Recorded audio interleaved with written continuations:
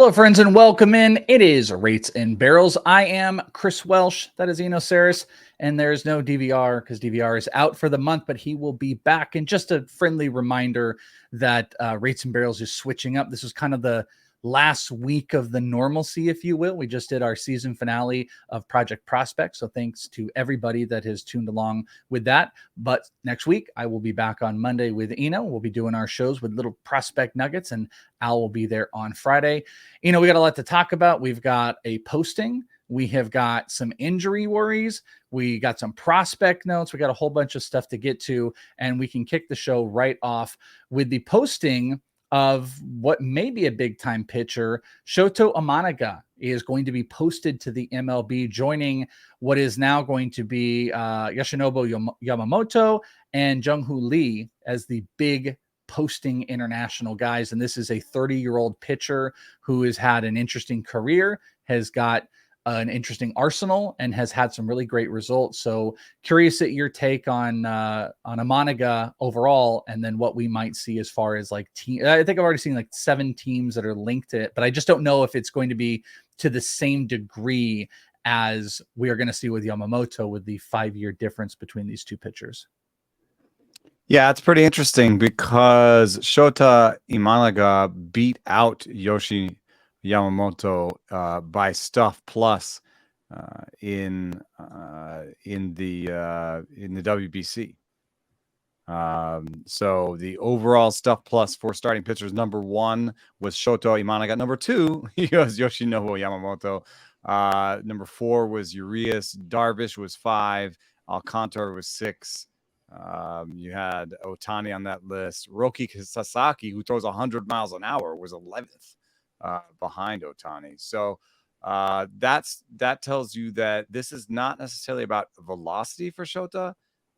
It's more about the shape of the fastball. He has great ride, and he's short. So he's got the kind of shorter release point with the great ride combo.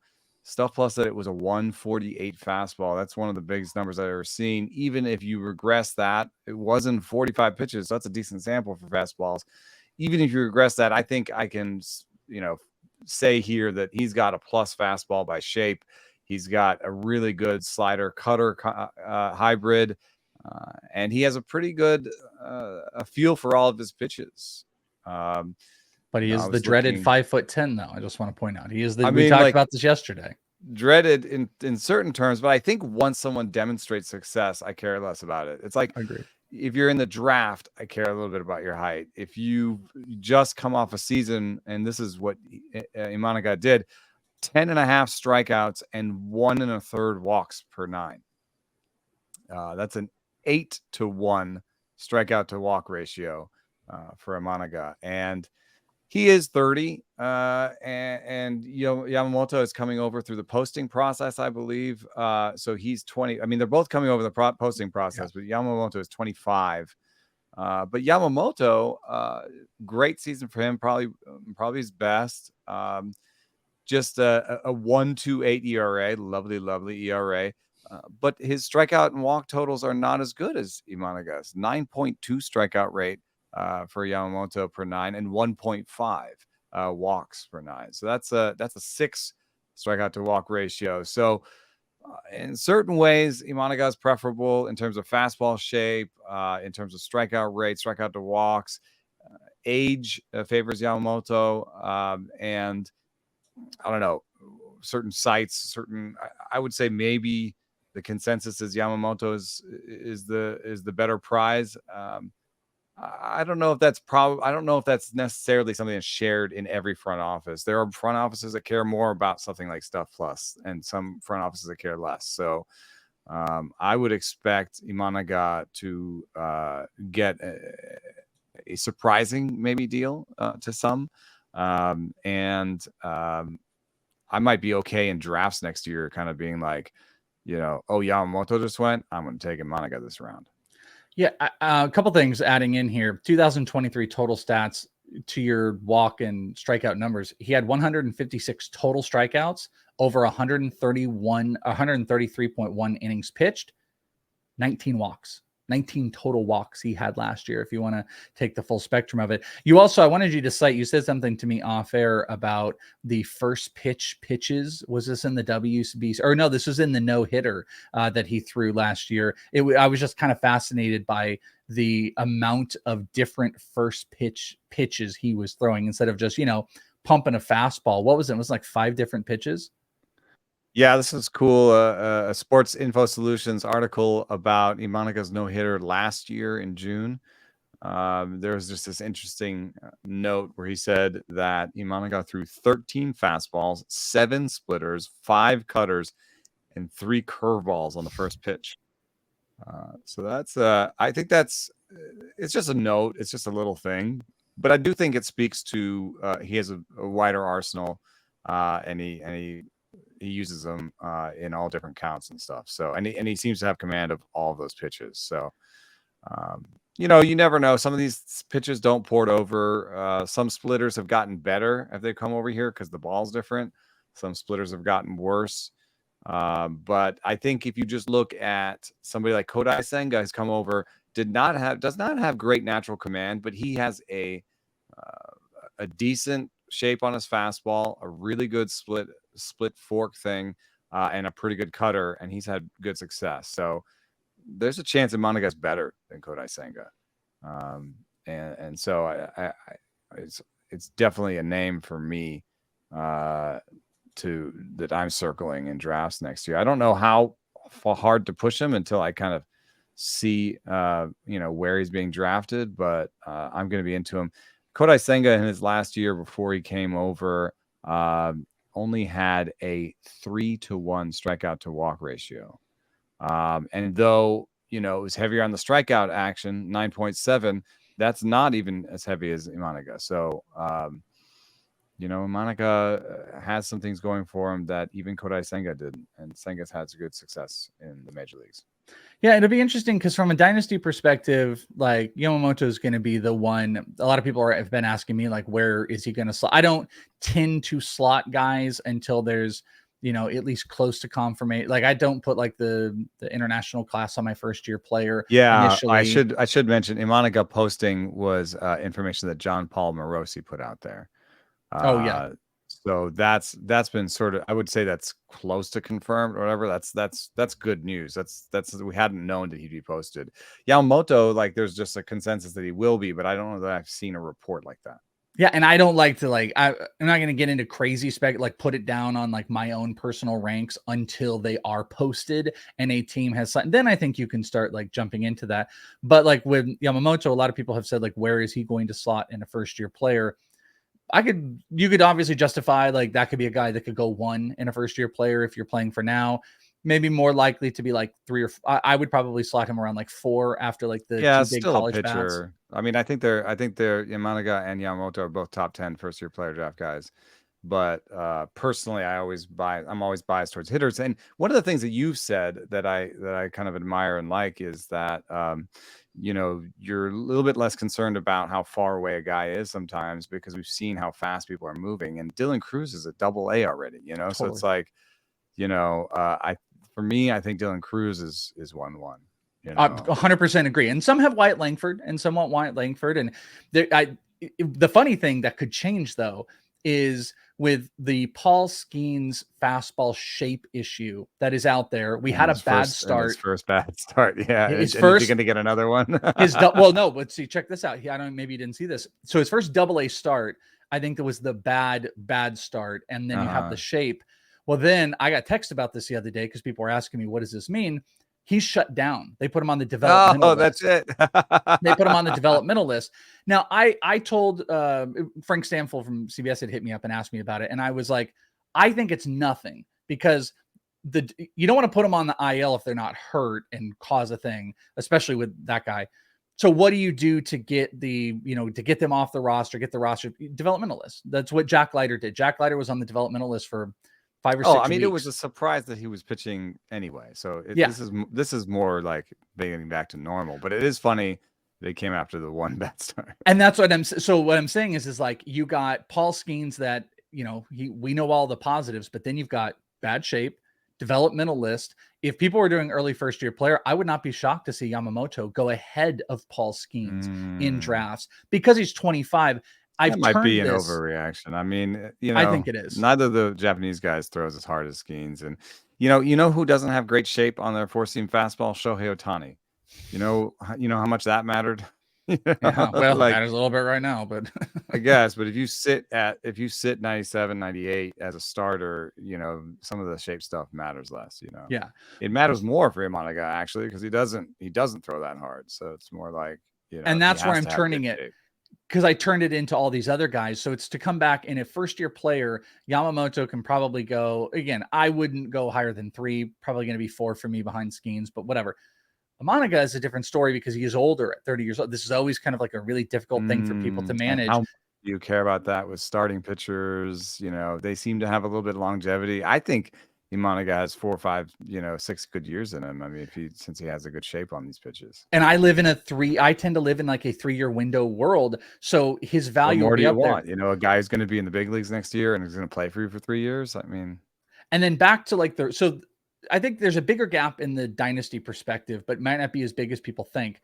Then you come back to redraft. And I kind of agree with you in this case here that Yamamoto is going to have a lot of the buzz, but it's going to be very contingent, I think, also where he goes. If he goes and plays, I know there's been rumors like Senga is trying to recruit Yamamoto to come and play for the Mets. That would be great. That's a great home park.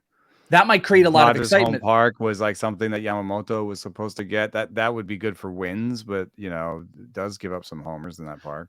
But then what if Imanaga goes to the Mariners, or the Giants or something like that? Yeah, especially if you go to like a pitching environment that we kind of revere a little bit.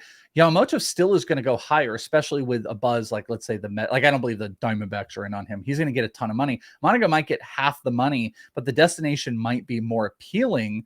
And there's a better track record and a longer track record, I should say. And then you're talking fastball shape and stuff plus that kind of is in favor. He might be the better target because he's going after Yamamoto in drafts next year. And something, if I'm completely drawing a blank, will NFBC, will the NFBC stuff, will they have these guys available in the drafts, or it won't happen until they sign? Like for like the early, like the first pitch draft that they'll do in November and whatever, will you have Imanaga? And you won't have them unless they have like agreed. It's weird because some of the super early ones that we do at first pitch, we can have placeholders. I know that because we kind of do them offline and we don't always do them in the system. Because that I would target Imanaga. I'm with you. Like I think that would be a guy I would be taking a look at. So, but I also just like the idea of, once things are going, just sort of remember in your head that like, you can let the draft set the market for Yamamoto and then try to get Imanaga like a round later or whatever, so. Yeah. So it's big news. It's big news to pay attention to with the posting outside of what has been an incredibly aggressive draft. We didn't talk about it on the last episode. Not going to really talk about it here, but you alluded to like how Dylan Cruz is. He's not the only one. The amount of college bats that have been pushed up to AA is absurd. Matt Shaw might be one of the most underrated guys with the Cubs. 15% oh my gosh. strikeout I saw some rate. people speculating today that Matt Shaw should be the number 1 in first-year player draft. I had him coming into after coming into the draft. I had him at like 6. And he's around top 5 for me. And he's just lived up to the hype. He's been amazing. Paul Skeens has moved up. Dylan Cruz, Wyatt Langford has all these guys have lived up to it and been aggressively assigned. That it's a really big positive. Take all of those aggressive assignments and what their production can be, and now throw in a couple impactful international guys that are getting posted. It's going to make for a good first-year player, and then maybe some good values that are going to be sitting out there. So we'll continue to talk about that. Some big numbers from Imanaga, and looks like he will get posted. We've got some injury problems. We got some big injury problems. One of those looks like it is from Clayton Kershaw. Clayton Kershaw, who the Dodgers need desperately. We briefly talked about the Julio Urias thing yesterday, and it was mentioned after we're done recording. Dodgers saying they're super disappointed as they're doing whatever their investigation. That tells you a lot of where this is going to go. This team desperately needs Clayton Kershaw, and he looked awful yesterday. 5 innings, 3 earned runs. He walked 5. The most concerning thing, almost a 3-mile-an-hour dip on his fastball. 2.5 miles an hour down on his slider. And Roberts, after the game, had said that, or alluded to as a report, that he may not have been fully healed from this shoulder issue that had taken him away 6 months of the season. So like, this is bad. And I don't think they're going to shut him down, but the velo coming down, the big question is like, what do we do about Clayton Kershaw right now? Because that is the alarming of alarming starts, but like, they need to push him as best they possibly can. And can a fantasy owner justify not putting Clayton Kershaw out out into his starts right now in the playoffs or into your roto season with poorish results? I mean, what say you on Clayton Kershaw? Yeah, the hardest thing is just as a Dodgers fan, you're just on the edge of your seat a little bit, and you just know that they kind of need him because, I mean, otherwise, who are your first 3 starters in a playoff situation? You're talking about Bobby Miller, starting game 2, and an uncomfortable feeling maybe thereafter. So, that's you can put that aside. And then you're talking about, from a fantasy standpoint, he's too good to drop, it feels like. And but if his stuff is coming down, you could justify that good goes away. Except you and I off air, we were kind of looking at the schedule. The schedule might be also a little too enticing to pull completely away from, because even if he's throwing like 88 and whatever, he's still having a big old loopy curveball. It's just nothing. He didn't get away with anything in this last start with all these big decreases. Can he bounce back from this if he's not fully healed? And the thing that doesn't help us in making a tough decision, by moving on or not starting or whatever it is it's not like the worst rest of season matchup. You said something really smart off air, that you said a player is only as good as his remaining games or his remaining starts, especially his pitchers. Yeah. And when we looked at the schedule, it looks like he's probably got at Nationals, at Mariners next week, which is a double tap that you'd normally take, given that Mariners good pitching environment, Nationals bad team. I have that at Nationals circled as maybe a bit of a trap. That velo is a big deal. It is the worst single game velo that Clayton Kershaw has put up in the major leagues. Wow, really? Is the very, very worst. And the last time he did something like this, he was at 88.3. He took a break thereafter, and he got it back up over 90. He has been having decent velo. Like this year, the velo overall has been better than it's been in a couple years.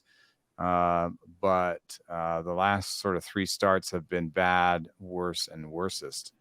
And so, that at Nationals game, I'm just nervous for people. I didn't end up with any Kershaw shares this year. And I'm not saying that people didn't get value out of what he did this year. So that's part of the picture too. You have to be happy about your value, but then, just making decisions now is not about what you've gotten all season. It's what's he going to do in that national start. And I'm not sure. He ends with an at Colorado too. So if you decide that you cannot start him in that 2-start week, you might as well drop him, because you've got that 2-start week. Then you've got at Giants, which might be a good start, but then it ends with at Colorado, and you may just want the flexibility of trying to get another 2-start pitcher instead of Kershaw if you can't stomach that at Nationals. But most likely what people do is, just sort of grin and bear it and start him for the 2-start week. He could even get scratched and not get the 2 starts. That's what I think we could be heading to. We're probably not going to get to this. We made a nice robust show sheet, and whoever does get to their whole show sheet, you get to your whole show sheet. You're not doing your show right. So I doubt we're going to do this, but we did pull up. We were going to potentially take a look at some of the most picked up players over the last 7 days using CBS's platform. I tend to think like the aggressive pickup platform of CBS kind of bodes well for what might be available in a lot of other people's leagues. Only reason I'm mentioning this is a couple of the pitchers. So let me quiz you here. The most picked up pitchers, if you feel that uncomfortableness of Clayton Kershaw, the most picked up pitcher over the last 7 days is Jordan Wicks with the Cubs. He's over 60% owned now. He's at 60% owned in CBS. He was 41%.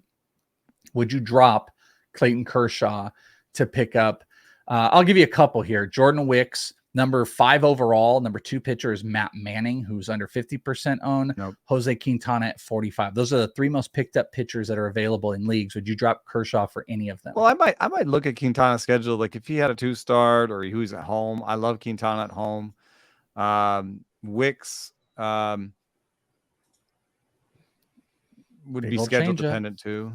Yeah, it's a good change up. I don't trying to look I think I would probably hold Kershaw if those were my options. Quintana, ironically, Quintana's oh no, that's what he already did. Quintana looks like he would line up against the Diamondbacks in his next start. It doesn't actually matter that much, but at home. I just went away from it. Let me pull that up. I think it was at home. It was, let's go back to it. Jose Quintana pitching that is at home against Arizona. And Jordan Wicks would be, let's see, his last start was the first. He's actually got the Diamondbacks at home coming up in, I think, a couple starts here this weekend.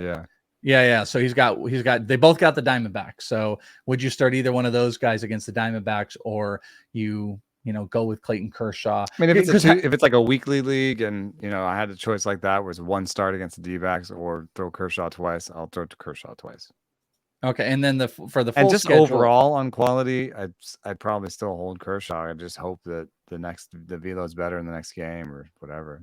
Yeah, that's what I was just like worried. Like, how worried are you? One of those it's just one of those things where you're just like, oh, this sucks, but what am I really gonna do? Like, I can't drop Kershaw if he's in the big leagues. It also looks like Wicks is pitching today, by the way, as we're talking. He's got the Giants. That might today. mean a double tap next week. That means he has got, but check this out. It's at Colorado on Monday and then at Arizona for Wicks. Yeah, sorry, can't do that. Okay, so we moved off of it. So we set all this up that you should probably prepare if you have better options.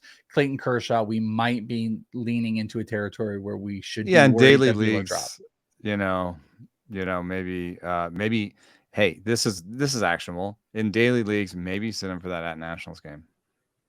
Yeah. I mean, if you don't want to, he just gave up 3 runs in 5 to the Marlins. Like he could have a bad game against the Nationals. If that gives up more homers, and if against the Nationals, if that velo is back up, will you just feel like, oh, he figured out what the thing is, or I guess, yeah. Okay, like if he can manage 90, I feel much better about him. We talked about it yesterday, so we don't need to go big on it. But I just wanted to talk about it one more time because there's a little bit more of a note. We talked about Shohei Ohtani and the situation, and you did a great job. I highly suggest everyone go listen back about the potential idea of that surgery. What did you call it again? It was like internal rod. Brace. Yeah, the internal brace. That's what Drew Rasmussen got. It's if you don't have a full tear, you can basically just put a brace inside your body, put that on, and it's more of a 6-month timeline than a 12 to 14-month timeline. Which we were like, go do it now, because then you could hit after 4 months, and then that could right in January. So, but then the testing apparently was about something else. That's the note you got. So Phil Nevin talked on Tuesday night, and they characterized this right oblique injury he's dealing with as a bit of inflammation, which was why he was scratched. They said he's currently going to avoid the IL for now, and they're monitoring it day to day. I just wanted to talk about it one more time because it's like, what is the Ohtani team doing? Like, you got this, you got the oblique, there's inflammation, like shut it down. And they also announced like he's got to have some type of surgery of some sort. So shut it down. I know they don't want to. You mentioned they might be going after certain type of records, blah, blah, blah. I just think he gets shut down. I would be surprised personally if he's playing next Monday. He likes to play, like sure. This dude is about baseball 24/7. So, well, you can be around he baseball. Wants to play, and then he'll get surgery in the off season. I think that might be where he's trying to head, but it's a very real situation where we all have to realize that he could stop playing at any moment. Yeah, I'm in a head-to-head, and if I make it out of this week, I have a hard time accepting that I'm going to have Ohtani into next week. But he continues to push. There's some other injury. Well, I'm going to talk about this one pitcher, and there's a couple of hitters we'll just blow through. This one was bad, and I'll let you speak on it. But I know it's not a huge name, but Mike Soroka was put on the IL. What's concerning? Numbness in the fingers, and that had you giving me an audible before we started going, oh no, because there's a lot to it. So Mike Soroka's numb fingers on the IL could be something we have. Michael Soroka, I apologize. Might be a career type of issue we're looking at with Soroka. Yeah, it's not good. Brian Snitker said after the game that it was not good, and that's also not good. You usually have the manager downplay and be like, let's see what this is or whatever. And he said it was not good. So I'm officially on red alert. The numbness in the fingers, the best outcome I've ever heard was Brandon Woodruff, who had some weird syndrome and it passed, and he's been fine since. The worst case scenario is thoracic outlet syndrome, because if you have numbness in the fingers, something is affecting your nerve, and then usually that's compression. And what happens in thoracic outlet is if you just feel along your clavicle, out here to this bone that comes down here in your neck here, then you have a rib that comes across the top here, and those two have a pressure between them. I don't know if the rib is harder to feel. We're trying to feel this out on the video, by the way. We're both feeling like you can feel the clavicle that comes around your neck, but then underneath it there's a rib. You have to kind of push in. Are we gonna break? I don't want to break mine. Oh yeah. I think it's like right here, I think.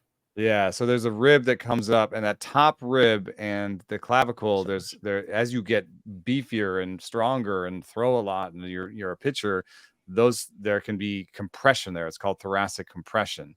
And so some of the good outcomes that we've had from thoracic outlet, apparently Alex Cobb told me that the good outcomes are because the blood ones. So your blood vein can get irritated there.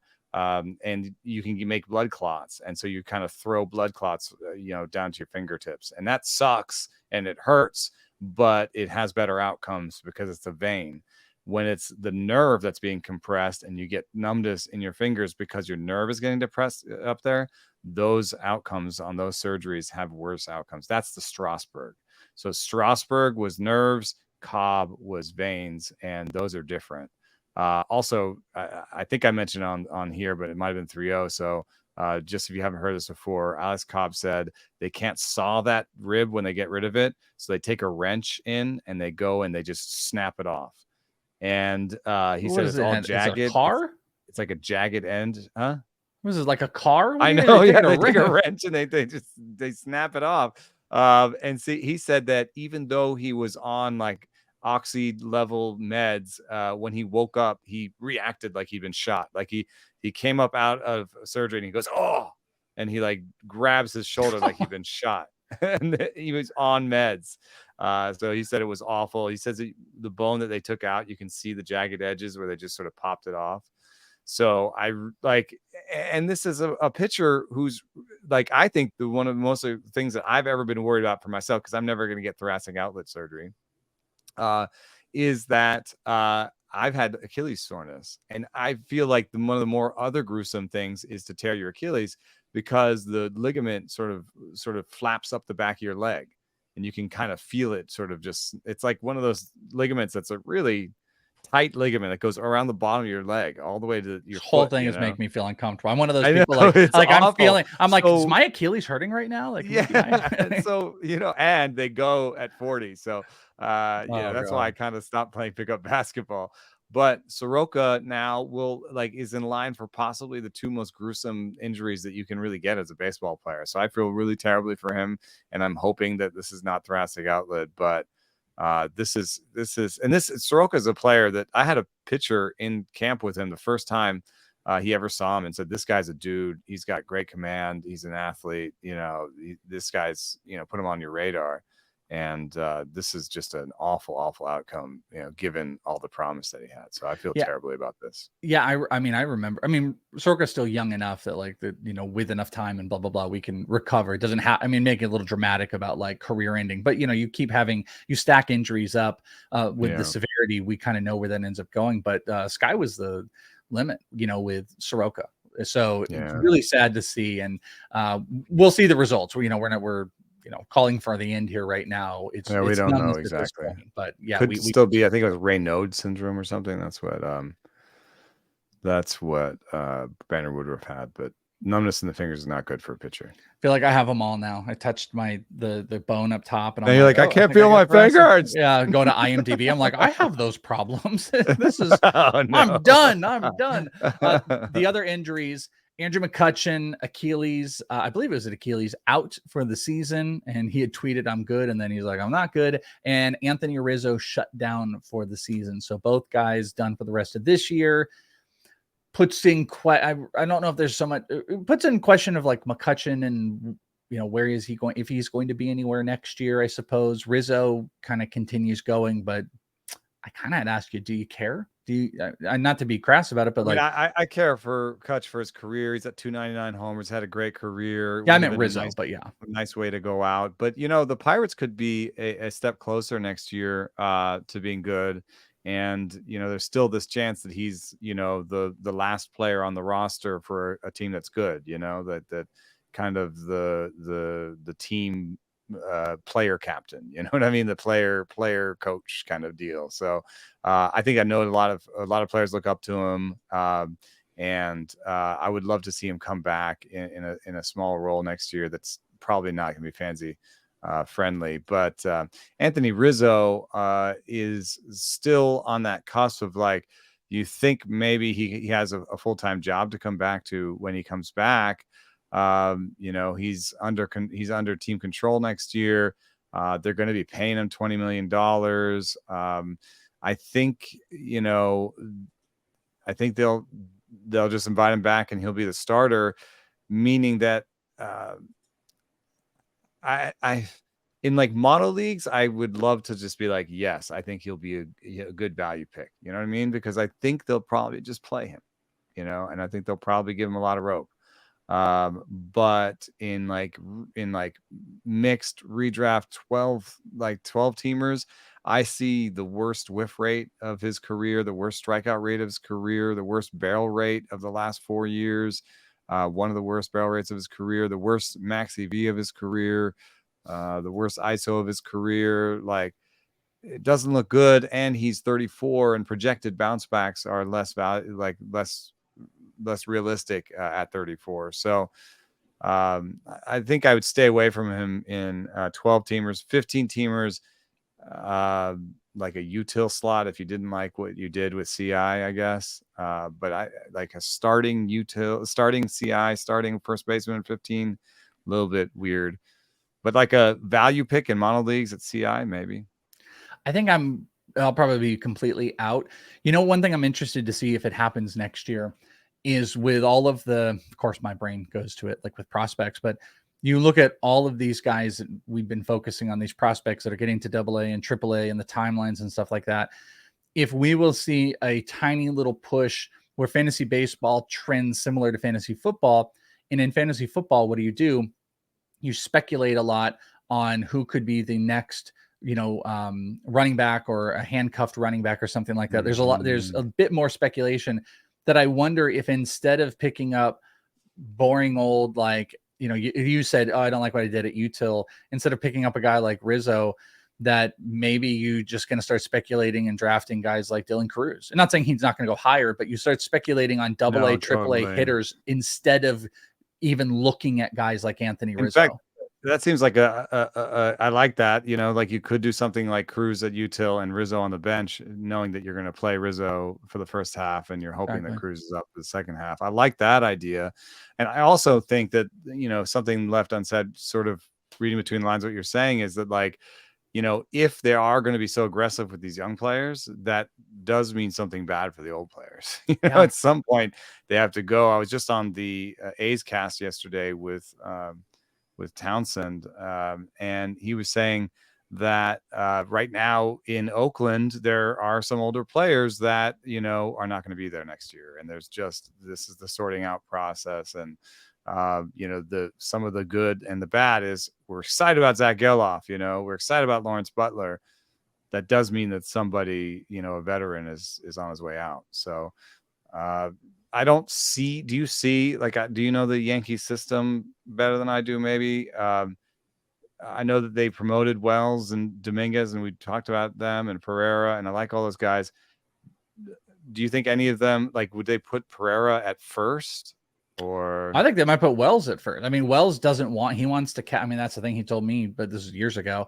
Like, I think Wells is a guy that can go over to first, and I think that's where the agreement. Let me pull up my ranks. The 100 WRC plus at AAA for Wells. I don't know. Well, I think they want to get kind of that back going. So if you're talking about who else is out there that's coming close, the problem is they did do, there's kind of a depletion of guys that are close. They've got a lot of pitching prospects. They brought them all up, right? Yeah. Well, now here's the guy though, Spencer Jones. Jones he's a 6'6". He can play in the outfield, but doesn't really have a position right now in the major leagues. I think waiting for him. He's up at AA. I think he's going to the Arizona Fall League. And I think we see him play a lot of first base. And there's always the possibility. I'm not saying Spencer Jones breaks camp. I think Austin Wells would be more likely. But reversing back to what you were saying. Rizzo's going to break camp. But then, I'm just trying to think of, like, who could take the job from him, over the course of the season. Spencer Jones. Spencer Jones would be the guy. Wells would be a guy. But there's always a possibility, kind of alluding to what you're saying, is if there is the teams that have committed to the youth movement, is it unthinkable for a team like specifically a team like the Yankees to go, hey, listen, we're not going to play you. Like, you're going to be on the bench. We can convert this money. You know how we pay it over time, blah, we can convert this as a buyout or whatever it is. And you can go play somewhere else and we'll pay you your money. Would they be willing? Or they look for a trade where they pay 10 million of it and the team they move a prospect 10 million and they get a Rizzo, Yeah, and they move a So I think there could be maybe a little bit. Would the Padres take Rizzo to be their DH when they've been looking for a DH forever? Would the Padres take him for a DH if they only had to pay $10 million and they could? He was part of their team at one time. Small prospect or something. Yeah. Yeah. There's a history actually with Rizzo and the Padres. Yeah, that's a possibility. And they give up a prospect. I think I think one thing that I think that you have to think about is that he may not play much against lefties anymore. When you're getting to that point in your career where you're not that good overall, then teams start finding ways to use you only at your best. And then so Wells can platoon. Wells can be your righty. He can be your righty guy. So that might be part of what Wells' job could be next year. And Rizzo gets into a platoon, and then it's like, you already don't like Rizzo that much. So would you really want to even invest any draft capital in a guy that could get platooned? Because this team has shown us how aggressive they will be with young guys. Rizzo could be a bit of a trap next year. I used to fall for these guys a lot, but I've been learning a little bit. I think that thing from Zimmerman about how you can't really bank on a bounce back from guys who are 34 and 35 has changed my approach a little bit. And like, what has he shown us? He hasn't shown us anything. So it's a fantasy thing. But, also you get all these young guys. You also need team leaders, and Rizzo can play that role, but you got Judge and, you got Stanton. That's something to pay attention to with those guys. Speaking of paying attention to, youth watch list. We have to talk about it because he's a darling of this show, but Edward Cabrera, is back. Our guy, Edward Cabrera, who we were trying to ship him before the trade deadline. He got good. He got bad, went down to AAA, had a 2.2 ERA in AAA, picked up 3 wins over 5 starts, had 28 innings pitched, had a 9.53 K per 9. He cut his walks down in AAA from what it was at the majors. He had over 6 walk per 9 at the majors. It was a 3.8, so it's still bad, but for him, it's good. But the K's suffered a little bit. ERA was good. Obviously, he should dominate at that level. Any excitement you're going to jump back into the Edward Cabrera train? I mean, he has monthly splits where I'm like, absolutely, this guy is a stud. In May, he had a 28% strikeout rate and a 9% walk rate. In June, he had a 31% strikeout rate and a 10% walk rate. If Edward Cabrera can do that, 10% is not even good. It's just okay. And if he could do 10%, he could be a stud. So that's what I'm looking for. I think that this minor league stint with the lower walk rate, I'll take it even with the lower strikeout rate, because I think that needs to be the focus for him. And I'd say, like, we were talking about this list of most picked up. I'm not even that into most of the pitchers on this. I'm looking at the CBS Fantasy most picked up list. We got Jordan Wicks that you mentioned, Matt Manning, Jose Quintana, Darius Vines just got sent down. Javier Assad, I think, is an up-down guy. Kyle Hendricks, I do not want. Kyle Harrison, I like, but it's a little bit about your next, his next matchup. Ryu is the same, where it's like, I like these guys, but I care about their matchups a lot. Cabrera is the kind of guy where I might care about the matchups in terms of starting him, but I want him on my team. You know what I mean? Like I want him on my bench so that I can start him in all the good starts. He's that good. I think he's a step above Ryu. He's a step above Kyle Harrison. Don't you think? I mean, he's a step above any name I've said, I think. Yeah, I kind of want I mean, maybe I know the answer, but like, you cut if you don't like Clayton Kershaw. Yeah. You know, I was gonna do that. You don't like the matchups. You said, hey, if you don't like the 2 start and you got Colorado, would you dump out on Kershaw to pick up Cabrera? I don't see. The one thing that's interesting about this is I don't think you'll have the time to wait to see what happens in Washington. Yeah, that's a good point. I mean, that's why you have to make the move. That's kind of where I'm going with it. Have they also said the only thing I worry about in this is, are they committed to like he's going to get starts, or could this be something where, because we've seen a couple guys get put into like leverage situations when they come back up. I've got this note from Barry Jackson. The Miami Herald says Cabrera joined the Marlins taxi squad Tuesday and is expected to be called up from AAA to start Wednesday's game against the Dodgers. Okay. If you want to if you want to watch that game Wednesday and see if you're in a 10 team or 12 team, you want to watch that game Wednesday, or look at the box score and see how many walks he gave up, and you have that opportunity, you think he'll be there for your league, then do that. If he walks fewer than 3, or depending on how many innings he pitches, of course, but if he has a decent walk rate in that game, then yeah, I mean, he's throwing a lot better than Kershaw right now. Dodgers it's a rough matchup. That's a really rough matchup. Rough. Like I wouldn't necessarily want to pick him up and start him today. Yeah, I would not. And yeah, I would not. It's encouraging, like some of the stuff he did in the minors, but will it translate on the back half of the year? I probably still go into Kershaw. I feel like I feel a little bit better about the Washington start than you do. And the tricky part about this will be is if Cabrera kind of deals against the Dodgers. He goes and strikes out 8, walks 2, goes 5. Then it's going to like open up our brains a little bit. And then this becomes a closer conversation. A guy that we talked about back in the episode way back earlier this year, where Eno and I were kind of digging into more of like the baseball savant, like just perusing the pages and stuff like that. And, and how useful it is. They can be pretty. We get these pages and we're like, boy, this guy has a pretty baseball. And they've been updated. I think it's a little better now. I like it. Yeah, I do like the new update if you haven't checked it out. Well, the guy that you and I we both agreed, like we kind of can't help, even though he is one of those players that there are guys that have like bad baseball savant pages and produce. There's guys that have good and don't produce. Ke'Bryan Hayes is the literal poster child of what we were talking about here. And we're both like, man, he just hits the ball hard if he could be consistent. Well, don't look now. He's starting to hit the ball hard again. 49.7% hard hit rate, second highest of his career, second highest average EV, second highest barrel rate of his career. He's just getting things going again. And you had actually tweeted something out a little bit earlier today about that rolling average, that 15-game rolling average. So where are you at? Are you kind of jumping back on the Ke'Bryan Hayes train? This might be a build for the off season of investment into him early next year, but still, any takes on Ke'Bryan Hayes? Yeah, I think the pages are a good example of why the new pages are better, because there are extreme positives for Hayes that jump off the page: his base running value, his fielding value, his average exit velocity, his hard hit rate. They still have some stuff on here that I don't think is that useful, like average exit velocity is not super useful. But then you have some gray sliders. Those are all red sliders for Hayes. And then you got some gray sliders. His barrel rate is 42nd percentile, sweet spot 46 percentile, ex-Woba 56 percentile. So it's all about whether or not his bat can really, catch up with, or you can make more out of that raw power that he's got. And what I posted today actually was a rolling average of his fly ball rate. Oh, okay.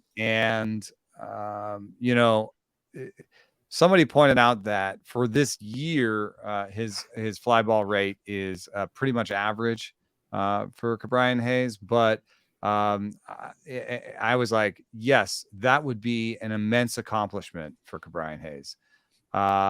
His fly ball rates coming into the last 2 seasons, 25% in 2021, 28% in 2022. The average fly ball rate around the league is 34%. So this is a guy who cannot hit fly balls. Now he's got a 38% fly ball rate, and he's had some peaks this season where he was hitting 50% fly ball rate on the rolling chart. And now I think that's too far. I've always said I don't like 50% fly ball rates, and that's too much. But just to see this guy flirt with that and try it out tells me that, he went too far and then he brought it back, and now he's at a really good place.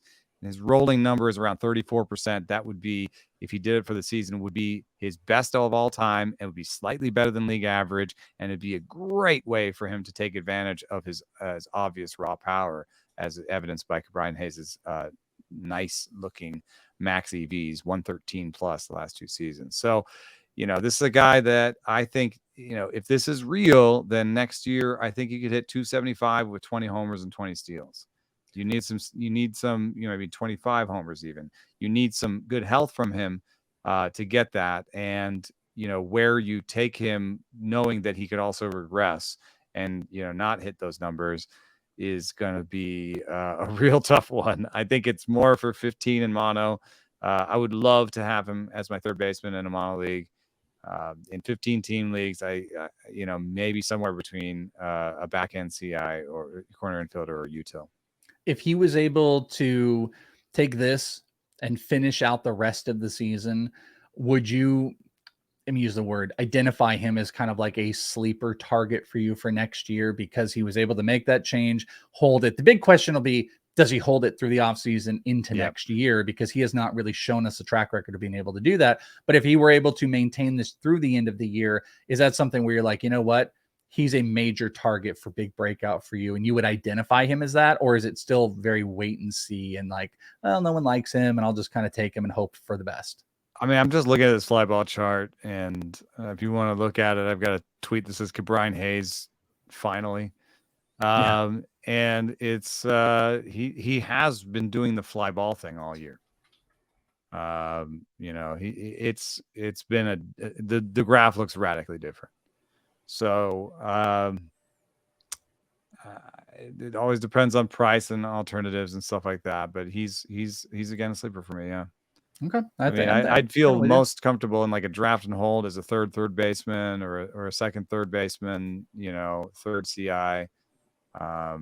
But he'll be on my rosters. I think that a nice thing about him is that there is some floor here. And so, next year, the floor projection for me would be like 250, 10 homers and 10 stolen bases. And I think that's still useful. Just not something you would take if you were to get pushed up. That's not like a 150. That's not a top 150 player. No, it's hard to, because that kind of floor you would drop in a lot of leagues, and you don't want to pick somebody too high that you might drop. Like I have to be honest. Like you might drop him. Yeah, and the thing you pay attention to is like, where does the hype end up going? I mean, he does have a post All-Star break of a 305 average. He's got 7 homers, but the stolen bases have completely depleted during that time. He actually does not want to get hurt again. Yeah, he does not have a stolen base from August on. So that's something you'll have to watch. But he is also, he's hit lefties while he's hitting over 300 against lefties so far this year. So there's some big positive turns for Ke'Bryan Hayes. There were also some big days on Tuesday. I just want to mention a couple of these. Jose Altuve has been on some crazy tear. He had 3 straight homers in like 3 innings or 3 straight at bats. It was 4 straight plate appearances with a homer, breaking history for the most homers in short period of time. And it's essentially been like 300 at bats this year that he's put up 15 homers. I had this long discussion on Fantasy Pros today with Casey Bubba about this, but like, I'm going to ask you this exact question. Going into next year, I've felt Altuve was actually kind of a buy around the trade deadline for what he had done in a short period of time that people weren't really accounting because he'd missed so much time. But going into next year, Mookie is going to hold the top tier. He's got the second because he's played so many games. He'll be, second base 1. Tier 2 will be Ozzie Albies. and then maybe like Marcus Semien, you'll put those guys in there. But tier 3, who would you rather have next year, Jose Altuve or Jazz Chisholm? Just slotting Jazz Chisholm in there. With the age, I'll take Jazz Chisholm. Jose Altuve 33. I know that this year's injury was due to the WBC and getting a fractured hand there, and I know that probably people are fairly happy with what they got. If they think back to that day when he fractured his hand and what they thought they might get out of Altuve this year. So people are probably still pretty happy with him. But I would remind Altuve backers that there's been other injuries this year, other kind of things that are going to pop up more and more as he gets older. And I know Jazz Chisholm, has had his own injury problems, but I continue to hope for a 25-year-old finally putting together a full season. If you just smush the last year together with this year, you get a full season of Jazz Chisholm Jr. and that full season would be a 255 average with 29 homers and 31 stolen bases. I don't think Altuve still has that upside. See, the only problem is I think I got to look here, but I think Altuve's pace numbers are just about that. I know. His pace numbers are like 30 homers over the season with a like 300 batting. He's definitely stealing more bases than I thought he would steal this year. Yeah, so like if you get into the pace numbers, because what does he have? He has 13 still. Yeah, so he's almost a 30-30 guy paced out over next year. His expected batting average is quite a bit lower than it's been in the last 3 years, but his WOBA is in the top 2 percentile of the league and the second highest of his career. And he was also he continues to morph into being a power hitter. It's so crazy. Double-digit barrel percentage, which you and I've talked a lot about. First time he's ever been double-digit. So I throw all those things out to say that like his pace numbers are there with a much better batting average than Jazz Chisholm. Jazz is such a great decision because with anybody else, I would just point to plate appearances and say, I'll take the over on plate appearances for this other player. But with Jazz, it's kind of hard to be like, it's almost the question of who gets more plate appearances next year, Jazz or Jose Altuve. Yeah, and they both got injury worries. It's just one is younger, and it's just kind of a fun one. Sort of a better injury bet, but he's way older. I mean, 34 years old is. Yeah, you could argue that Altuve could stay healthy, but the age works against some of the aggressiveness. But like, is Jazz Chisholm also the next Giancarlo Stanton, where every year it's something? It's just some new thing and aggressive swings. Something to think about. Another guy to think about for next year, Brandon Woodruff on Tuesday, 7 innings, gave up only 2 hits, 6 Ks, now has 3 straight quality starts and has had really quite a season since another guy you're talking about injury. 2.3 ERA with an expected ERA under 3 still. The expected batting average against, if you care about that, is under 200. K percentage is over 30%. It's actually the highest of his career, 31.3. Any thoughts on Brandon Woodruff on what we've seen this year? And you can carry it into next year convo if you want. Yeah, I mean, the injuries for him this year have included time on the IL for shoulder. The actual injuries, lined up as they have it on Fox Sports are an oblique in 2019, illness in 2021. I don't even know what that is. Maybe that's COVID. Ankle 2022 and shoulder 2023. Is any of these the ones where he had numbness in his fingers? I feel like this is an incomplete list, Fox. I don't know if that's numbness. Good enough. No more numbness. He had bone spurs? What is this? That's Wade Miley has bone spurs. I don't know. It's weird to like look at it and be like, okay, it hasn't been a ton of injuries. It's just been he's been out for those injuries. What's the over under on innings for him next year? He went 120. 2020 he had 73, which is pretty much a full season. So let's give him 180 that season, right? So 120, pace for 180, 179, 153, and he's going to end this year with like 60. But technically, his 2 biggest innings pitched were, not counting this year, were the previous 2 years, were 179 and 159. So yeah, because I paced him for 20. Yeah. So I would say over under, you probably got to go like 130. Yeah. 130 is. So I mean, would you take the over or the under?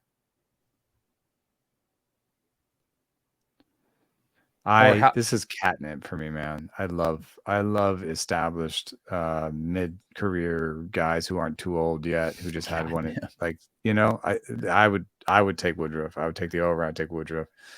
Okay. You think he's going to be? Do you have some early ADPs? Like, is he going to be taken as a number one? No, there's not enough draft. I think the only draft is one I've mentioned before. It was a live draft. Rob DiPietro did one with NFBC. Where did he go there? I think they only posted 7 rounds, and I don't recall seeing him go. But I think that was also like a month ago. So I would imagine Woodruff is going to be somewhere. Maybe I'm off here. Probably not inside the top 25 SPs. Maybe hovering right around that spot. I mean, because, okay, here's one. I'll just randomly throw to you. Would you rather have Brandon Woodruff or Jesus Luzardo? Luzardo was money to start the year and has just kind of tanked down a little bit towards the end. Would you side back on the youth with Luzardo and those strikeouts, or Woodruff with some of the inning concerns? I'm taking Woodruff. Woodruff went in the 4th to Waxman. Oh, okay. And let me see how many pitchers. I don't know what to count. I'm not counting Ohtani as a pitcher. Strider. It went Strider, Cole, Castillo, Gossman, Burns, Wheeler, Gallen, Kirby. That's 8. Glass now 9. I'm going to be way Woodruff. off then. Wow. Okay. So I am way off then. He was SP 10. Okay. I mean, those are sharp. So they're on to that. I thought typical drafts, you might see him more in the 20 range or something like that. But that is a buyback in of full health. And that's. Well, it's funny. Waxman took him and Blake Snell, where maybe he's just banking on getting, 180 combined innings.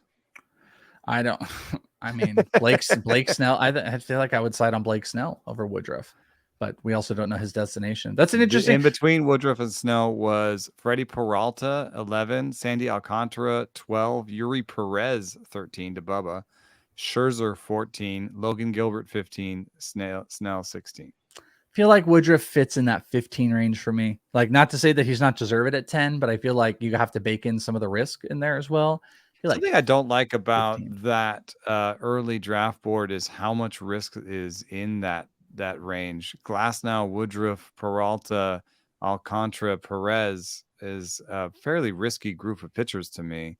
I might want to get clear of that for my ace. That's what I was hoping, is that Woodruff would be my number 2, get a high number 2. And so Corbin Burns in the 3rd, I think that's going to change. Corbin Burns is going to go in the 2nd, because people are going to see that, like, Burns, Wheeler, Gallen, Kirby, Glasnow, Woodruff, you know what I mean? Like, with Wheeler, Gallen, Kirby, you're like, yep, I like this. And then with Woodruff and Glasnow, you're like, well, if they're healthy, I think what will be interesting is paying attention to the drafts that we all end up doing over at First Pitch. Those are, there's usually a multitude of drafts. Boards will be, not to say that this isn't, because this is a first table setter. And also, another nice thing about First Pitch data and what happens there is it's not all one format. So you're going to have dynasty leagues drafting there. You're going to have draft and holds. You're going to have NFBGC type. You're going to have monos. You're going to have auctions. So you're going to get some an interesting influx of data where we're going to. So I'll keep my eye on Woodruff, see where he goes. Me too. I kind of think he settles in around 15, but at the same time, if he continues at this pace, I'm completely wrong. So I was already Woodruff wrong about versus class now is also an incredible thing to think about. Ooh, I like that. That'll be a fun offseason debate. I want to mention this prospect thing. One other quick note: Chris Bassett, who we talked about with major concerns in the preseason about the velo stuff, he just rattled off 8, struck out 7, and I wanted to throw this out. Our friend Nick Pollock tweeted this, and he said Chris Bassett held a 3.81 ERA with a 1.19 WHIP entering today. If you remove his first start and include tonight's start, that is a 3.28 ERA and a 1.10 WHIP across 170 innings. That's pretty awesome. He said. This is one thing we were talking about spring training velos. He was down a lot. He's still down. So it's not like it was spring training was wrong about his velo.